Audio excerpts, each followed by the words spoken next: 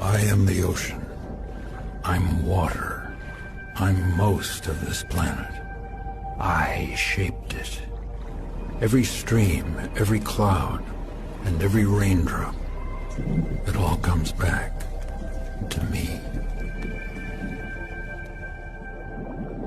One way or another, every living thing here needs me. I'm the source.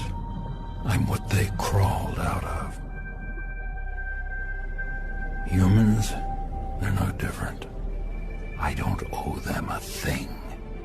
I give, they take, but I can always take back. That's just the way it's always been. It's not their planet anyway. Never was, never will be. But humans, they take more than their share. They poison me, then they expect me to feed them. Well, it doesn't work that way. If humans want to exist in nature with me and off of me, I suggest they listen close. I'm only going to say this once.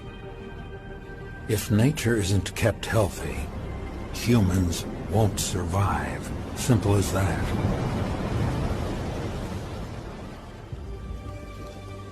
Me, I could give a damn with or without humans.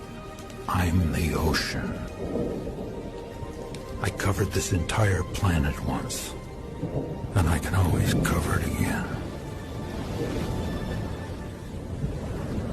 That's all I have to say.